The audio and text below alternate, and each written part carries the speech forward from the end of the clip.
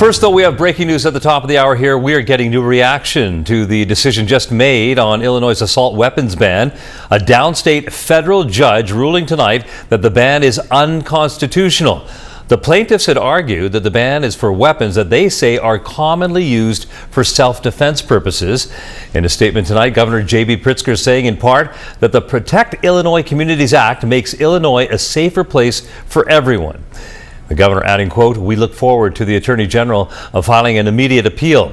The judge gave the state 30 days to file that appeal. Watch breaking news on YouTube. Subscribe to ABC7 Chicago Eyewitness News.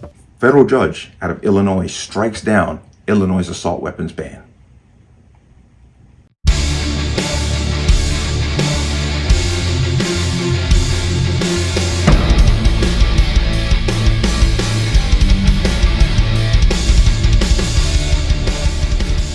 Welcome to another installment of the Connecticut Gun Bench. Today's video is brought to you by P.A.N. Firearms, LLC. P.A.N. Firearms for NRA certification and multifaceted gun training. You can reach us at 203-300-6343 or use our website at www.panfirearmsllc.com. As always, there'll be a link in the description box below. And if you like channel-like content and what I do here, you can support me with the link. Everything is appreciated. And once again, comments are being deleted because gun channels are being scrutinized heavily by YouTube. So if your comment disappears, I'm not doing it. As I always say, if I remove your comment, I will tell you I did it. Let's talk about this.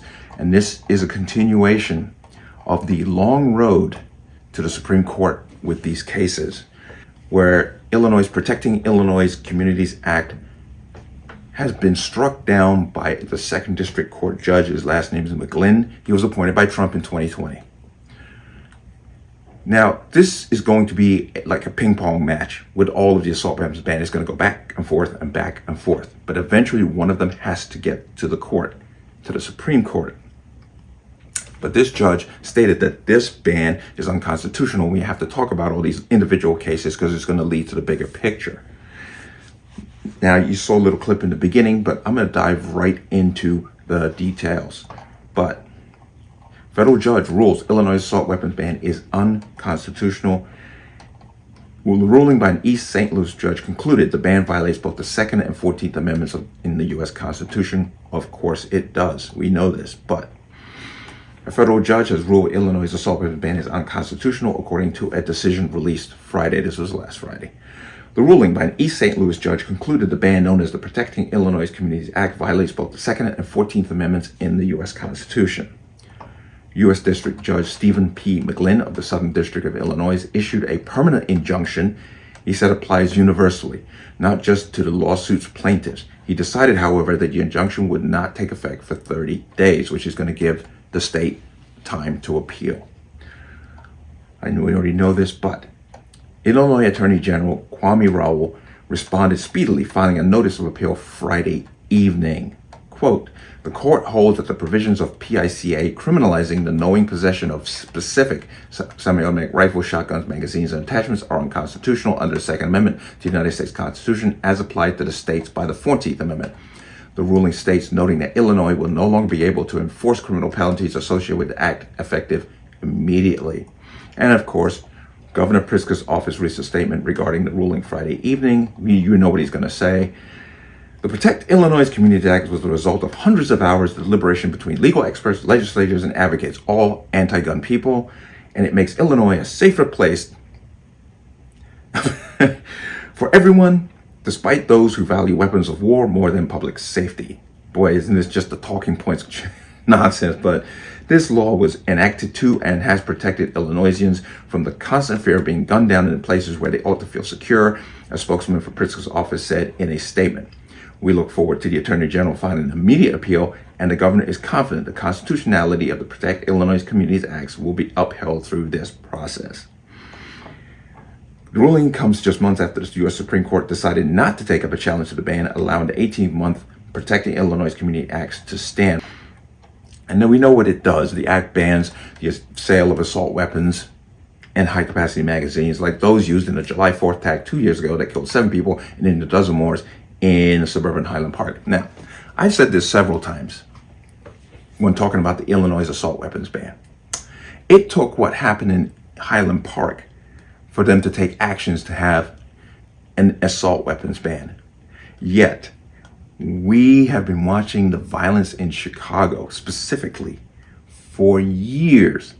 But, hey, I'm going down there. Some white people get killed in Highland Park. Now we need an assault weapons ban. Funny how that works. But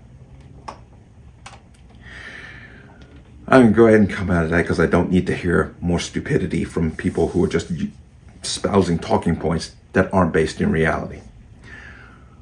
We have to keep talking about all these cases because, once again, they all got to get to the high court. Now, what would be ideal is if one of these cases get to the high court and the high court says, okay, we have dozens of these cases coming to us. What we're going to do is we're going to just combine them all together and make one ruling that's going to affect them all. That would be the greatest thing that could happen. I doubt that will happen, but that would be the best thing that could happen for everybody who is bringing these cases forward. Now, when one of these cases gets to the court and the court says it's unconstitutional and we're striking it down, there could be a ripple effect where some of these states, not many, will say, yeah, we know this is going to get shot down, and they abandon their cause.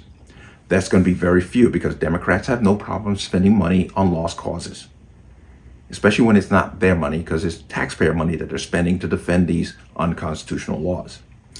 So unfortunately for each state, more than likely we're going to have to see this play all the way out before each one is individually overturned at the state levels. But once again, it's the long road to the high court. But let me know what you think. As always, you can leave your comments in the comment section below. As always, any statements of violence or statements that lead to violence will be removed. Please like, share, comment, subscribe. Don't forget to hit that notification bell so you're notified the next time a video goes live. I'm going to see you on the next one. Peace.